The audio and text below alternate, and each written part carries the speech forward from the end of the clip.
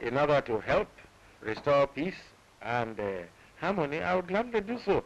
I've been doing that all my life, and there's no, and even when I was in the country before coming here, and when the Constitution was in force, assuming the Constitution has been abrogated now, when it was in force, I'm supposed to be a constitutional head of state, and I'm referred to as other constitutional heads of state as father of the country. And we have proved that an opposition can exist in Africa and also succeed. I don't agree with some writers in the British press who are beginning to say that Mr. Ian Smith may be wrong after all in transferring power to an African majority. I think that those people generalize.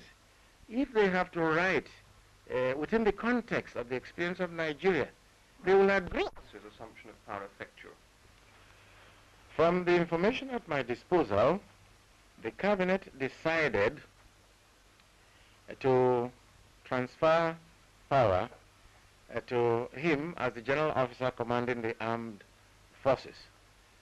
It means an abdication of power. And and it means then the suspension of the president, the prime minister, the 4 regional governors, and the 4 regional premiers. In other words, the civilian authorities have found it impossible to maintain law and order, and have transferred same to the military authorities until law and order can be maintained. Are you or your cabinet setting a time limit on this assumption of power?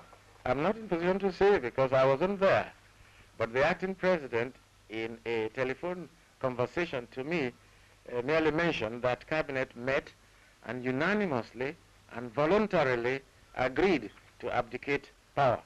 I'm assuming in the light of previous practice elsewhere in the world that it will be temporary. But this military government could last 6 months or a year or even 2 years. That's been the case in other parts of the world, and I wouldn't rule that out. President, is it likely that General Rance's temporary power could be... Minister Sir Albert Magai last week in Lagos, he said, or he led me, and those who think like me, to believe that Britain could not have used force because of reasons of logistics. If therefore Britain cannot use force against his own colony, I don't see how Britain could be in position to render military assistance to a friendly government which asks for it.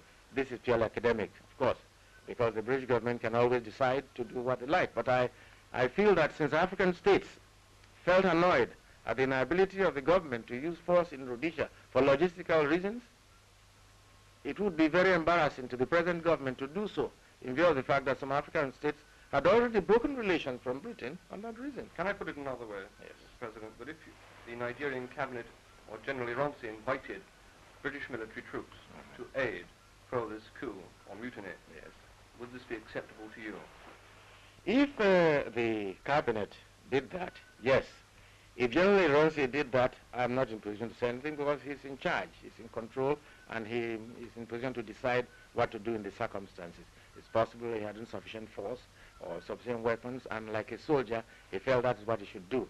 But I've only pointed out the embarrassing situation to Britain in view of this delicate issue on Rhodesia. Some of us feel very strongly about it, and when we had the explanation given, well, we thought it might be the answer, logistics, but it's strange that a country as powerful as Britain is not in position to do so to a crown colony which enjoys internal self-government. This unrest now has been going on for many, many months. Can you see it ending in a breakup, a complete breakup of the Federation? Well, it's unfortunate to reply to this question, but you have based it on facts. It is true that we had trouble in the Tiv division for almost a year or more. And since the elections in western Nigeria last October, we've had a series of violent outbursts and riots so that it could lead to anything. Well, we are a federation, and all federations are usually subjected to stresses of different kinds. We as a young nation, 5 years old, have been subjected to such stresses. Well, occasionally we refer to this as our teething troubles. So it is possible to lead to a breakup of the federation. But there are some of us who are given a lifetime to preserve the unity of the country. Is it all right, Mr. Duffy? All right now. Your Excellency, do you think that this will be the end of the Nigeria as we see it at the moment? You don't need a reply.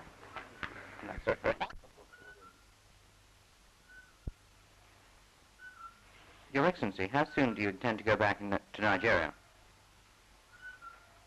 In what way do you think you can help now that General Ironsi has abolished the office of President? Do you think that General Ironsi is acting purely to restore order? The British High Commissioner was at the cabinet meeting yesterday in Lagos. Do you think that this could result in the use of British troops in Nigeria?